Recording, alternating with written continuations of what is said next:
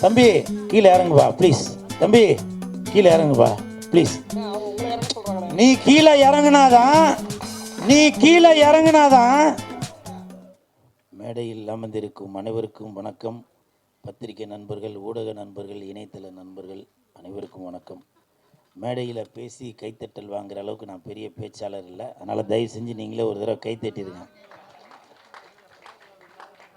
இந்த கைத்தட்டல்கள் அனைத்தும் பல்ஸ் அந்த படத்தோட டீமுக்கு தான் போய் சேரும். அம்மா ஹீரோயின் பேர் என்னம்மா?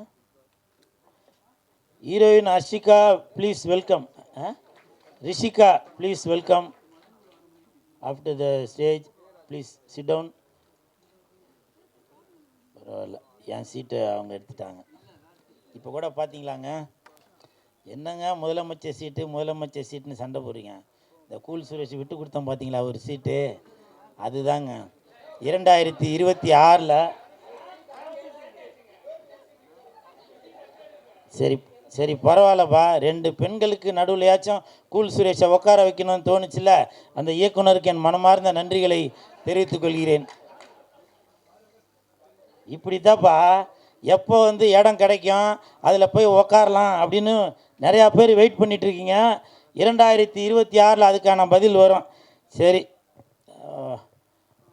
ராஜன் சார், நீங்கள் வாழ்த்த வந்ததில் ரொம்ப நன்றிங்க சார். அப்புறம் டென்னி சார், நீங்களும் வாழ்த்த வந்ததில் ரொம்ப நன்றி. எங்கே பல தடவை அவருக்கு நான் ஃபோன் பண்ணேன். ஏன்னா அவர் ஏற்கனவே ஒரு படம் ஒன்று எடுத்தார். அந்த படத்துக்கு நான் தான் ப்ரொமோஷன் பண்ணேன். அதுக்கடுத்து அவர் ஒரு படம் ஒன்று டைரக்ஷன் பண்ணுறாருன்னு கேள்விப்பட்டவுடனே சாருக்கு நான் பல தடவை ஃபோன் அடித்தேன், ஒரு தடவை கூட எடுக்கலை. இருந்தாலும் அடுத்த படத்திற்கு நான் கண்டிப்பாக இப்போவே நான் சொல்கிறேன், அவரோட படத்திற்கு என்னை பயன்படுத்தாட்டியும் அவரோட படத்துக்கு நான் சப்போர்ட் பண்ணுவேன் சார். சரிங்களா? இது நான் சினிமா மீது நான் வைத்திருக்கிற லவ். இது படம் பைல்ஸ். இது பைல்ஸ்ன்னு தாங்க ஞாபகம் வருது. உண்மையிலே நான் நடந்தது ஒன்று சொல்கிறேன். இந்த படம் நான் நடிக்கிறப்ப படத்துக்கு பேர் வைக்காமல் தான் இருந்துச்சு. அப்புறம் ஒரு கொஞ்ச நாள் கழித்து படத்துக்கு பேர் வச்சுட்டு டைரக்டர் நவீன் சார் எனக்கு வாட்ஸ்அப்பில் அனுப்பிச்சார். ஏன்னா ஸ்டில் அனுப்பிச்சிருக்கேன் பாருங்கண்ணே அப்படின்னு. நான் படிச்சுட்டு அதை நமக்கு இங்கிலீஷ் தான் அறகுறல, பைல்ஸ்ன்னு படிச்சுட்டு என் கூட இருக்கவன்ட்ட வர காமிச்சா, இது என்னடா ஒழுங்கா, அப்போ அவனும் பைல்ஸ்ன்னு படிச்சிட்டான்.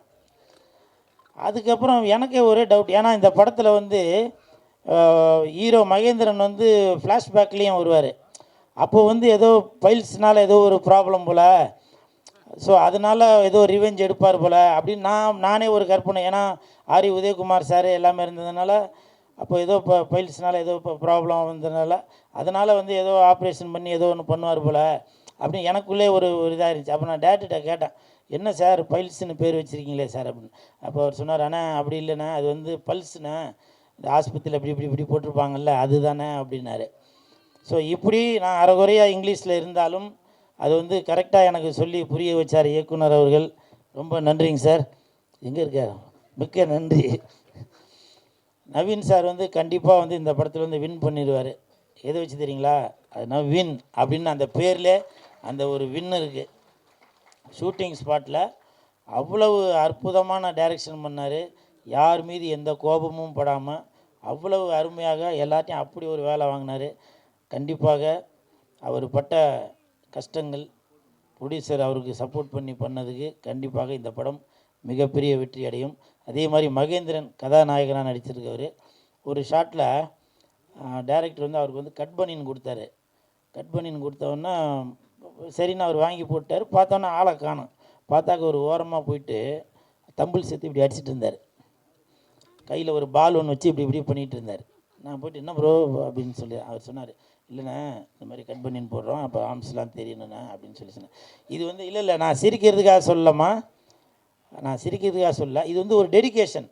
நான் காக்க படம் நடிக்கிறப்போ சூர்யா சார் ஜோதிகா மேடம் காம்பினேஷனில் நடிக்கிறப்போ கௌதமேனன் சார் சொல்லிவிட்டு ஷார்ட் சொல்லிவிட்டு நேராக மானிட்டர்கிட்ட போய் உட்காந்துட்டார். ஹீரோவை காணும் சார், ஹீரோவை காணும். அப்போ சொன்னாங்க, இல்லைங்க அவர் புஷ்அப் தண்டெல்லாம் எடுத்துகிட்டு இருக்காருங்க அப்படின்னு. ஏன்னா அது கன் எடுத்து இப்படி வைக்கும்போது அந்த இதெல்லாம் அப்படி தெரியணும் அப்படின்னு. ஸோ அப்படி ஒரு டெடிக்கேஷனோட உள்ள மகேந்திரன். ப்ளீஸ் ஒரு கைத்தட்டலுக்கு விடுங்களேன்.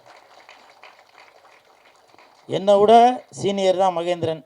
இருந்தாலும் அந்த டெடிகேஷன் எனக்கூட இல்லை. அப்போ பாருங்கள், அப்போ நம்ம ஒரு ஹீரோ அப்படின்றப்போ ஆடியன்ஸ் பார்க்குறப்போ நம்ம அதுக்கு ஒரு முன்னுதாரணமாக இருக்கணும் அப்படின்னு சொல்லி. ஏன்னா இப்போ உள்ள நடிகர்கள் என்ன பண்ணுவாங்க, காலையில் வந்தோன்னே அந்த ஹோட்டலில் பரோட்டா சொல்லு, இந்த ஹோட்டலில் ஆட்டுக்கால் பாயா சொல்லு அப்படின்னு சொல்லி தொப்பையும் தொந்தியுமாக தான் இருப்பாங்க. ஸோ அப்படி இருக்கிற காலகட்டத்தில் இப்போ கூட அந்த சாங்கில் கூட பார்த்தீங்கன்னாக்க எனக்கு விஜய் சார் தான் ஞாபகம் வந்தார். ஸோ அந்த மாதிரிலாம் அவர் வந்து ஸ்டெப்பு போட்டிருந்தார். அவருக்கு என் மனமார்ந்த வாழ்த்துக்கள்.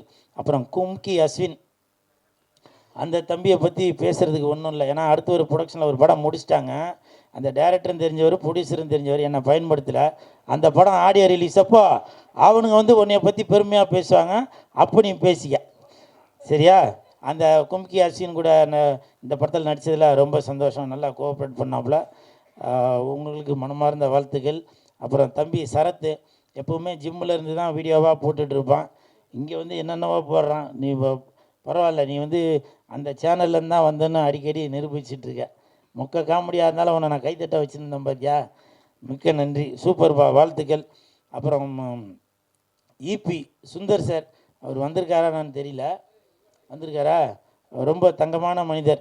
எப்போ ஃபோன் பண்ணாலும் ஆனால் லொக்கேஷன் பார்த்துன்னு இருக்கேண்ணா அப்படின்வார். முந்தா நாள் ஃபோன் பண்ணேன் நைட்டு 2 மணிக்கு. சார் எத்தனை மணிக்கு சார் ப்ரோக்ராம் வரணுன்னு? அண்ணே நான் வந்து லொக்கேஷன் பார்த்துன்னு. என்னண்ணா நைட்டு 2 மணிக்கா அப்படின்னா? இல்லைங்க, டேரக்டர் சொன்னார் நைட்டில் ரோடு எப்படி பார்க்கணும், அது வீடியோ எடுத்து அனுப்புங்க அப்படின்னு சொல்லி சொன்னார். ஸோ இது எதுக்காக சொல்கிறேன்னா, சிரிக்கிறத விட அப்படி ஒரு டெடிகேஷனோட ஒரு ஈபி கிடைக்கணும் அப்படின்றதுக்காக சொல்ல. தயவு செஞ்சு அவருக்கு ஒரு கிளாப் கொடுங்களேன்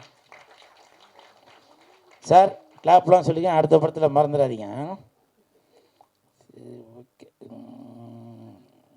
அப்புறம் தங்கச்சி அர்ச்சனா, அதாவது என்னை பற்றி நிறையா பேர் என்னப்பா ஏதோ கோமாளித்தனமாக ஏதோ ஒன்று அப்படி பேசி தான் கமெண்ட்டில் அது எல்லாம் திட்டுவாங்க. ஆனால் தங்கச்சி அர்ச்சனாவுக்கு தெரியும். நானும் அர்ச்சனாவும் பிக் பாஸில் இருக்கும்போது 100 நாள் ஒன்றாவே இருந்தோம். இது சொல்லாமல் என்னன்னு தெரியல, இருந்தாலும் சொல்கிறேன். என்னை வந்து ஏதோ அப்படி இப்படின்னா பெண்களை அப்படி இப்படின்னு ஏதோ இது பண்ணியிருந்தீங்க இல்லையா, அந்த தங்கச்சிக்கு தெரியுங்க.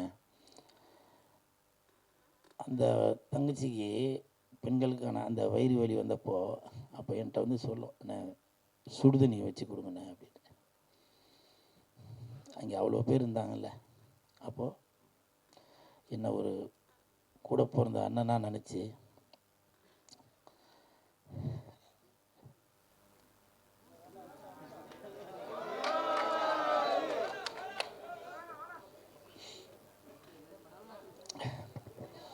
ஏன்னா பல பேர் என்னோடய நடவடிக்கையை பார்த்து இவன் ஏதோ அப்படி போலப்பா இப்படி பண்ண போகிறேன். அந்த தங்கச்சிக்கு தெரியும். ஒரே தட்டில் சாப்பிடாத குறை தான். அப்படி இருந்தான் பிக் பாஸில். இப்போ உள்ள பிக் பாஸ் அது வேறு. அப்படி இருந்தங்க. அர்ச்சனா, நீ வாழ்த்து வந்ததில் ரொம்ப நன்றி. உன்னோட ஆசீர்வாதத்தில், உன்னோட ரசிகர்கள் சார்பாக கண்டிப்பாக இந்த படம் வந்து மிகப்பெரிய வெற்றி அடையும். அதில் எந்த மாற்று கருத்தும் இல்லை. ஓரளவுக்கு எழுதி வச்சதெல்லாம் படித்தாச்சு. சரி சரி, ஓகே, மிக்க நன்றி. தம்பி கீழே இறங்க. தம்பி கீழே இறங்குப்பா ப்ளீஸ், கீழே இறங்குப்பா. தம்பி கீழே இறங்குப்பா ப்ளீஸ். தம்பி கீழே இறங்குப்பா ப்ளீஸ். நீ கீழே இறங்குனாதான் ஃபைல்ஸ் படத்துக்கு டிக்கெட் உனக்கு ஃப்ரீயாக தருவேன். தயவு செஞ்சு கீழே இறங்குங்க. மறுபடியும் பார்த்தீங்களா? எனிவே இன்னைக்கு நான் திட்டு வாங்குறது உறுதின்னு தான் நினைக்கிறேன். ஏடா கூடமாக எதுவும் போட்டு விட்டுறாதீங்கப்பா. நான் எப்போவுமே விஜய் சாரோட ரசிகர் தான், சரிங்களா? அப்படி போடாதீங்கப்பா. நீங்கள் எதனா ஒன்று போட்டு விட்டுறீங்க. இன்ன வரைக்கும் இந்த கூலுன்னு பேர் வர்றதுக்கு காரணம் விஜய் சார் தான். அது நிறையா பேருக்கு தெரியுமா இல்லைன்னு தெரில. துல்லாத மனம் துள்ளுலேருந்து இந்த டாலர் தான் போட்டிருக்கேன். இது எதுக்காக சொல்கிறேன்னா, இப்போ விஜய் சார் எதுனா ஒன்று பண்ணாக்க அதை வச்சு ஏதோ ஒன்று போடுறாங்க, ஒரு வருமானம் வருது அவங்களுக்கு. அது மட்டுமா, தொப்பி விற்கிறாங்க, விஜய் சாரோட கட்சி பேர் போட்டு துண்டு விற்கிறாங்க, அவங்களுக்கு ஒரு பயன் இருக்குது. அப்போது அவங்களுக்கெல்லாம் பயன் இருக்கிறப்போ இந்த கூல் சுரேஷ் விஜய் சாரோட ரசிகனாக இருக்கிறேன் நான் பயனடையக்கூடாதா? விஜய் சார்னால் இந்த பல்ஸ் தட்டு இந்த பல்ஸ் படத்துக்கு விஜய் சார்னால ஒரு ப்ரொமோஷன் கிடைக்கக்கூடாதா சொல்லுங்க. ஏதோ ஒன்று எழுதுங்க சார், ஏதோ ஒன்று எழுதுங்க. நான் அதை பற்றி எதுவுமே சொல்லலை. எந்த பிரச்சனை வந்தாலும் அதை சந்திக்கிறதுக்கு தயாரிப்பாளரும் ஜெயிலுக்கு போகிறதுக்கு பேர் என்ன நவீன் சாரும் ரெடியாக இருக்கிறாங்க. நீங்கள் முடிஞ்சால் தில் இருந்தாக்க பல்ஸ் படத்தோட இயக்குனர் மேலேயும் தயாரிப்பாளர் வந்திருக்காரா, அவர் மேலேயும் நீங்கள் எதனா ஒன்று பண்ணி பாருங்கள் பார்ப்போம். என்ன எதுவும் பண்ணாதீங்கப்பா, நான் அப்பாவி. சரிங்களா? உங்களெல்லாம் சந்தித்ததில் ரொம்ப சந்தோஷம். நன்றி.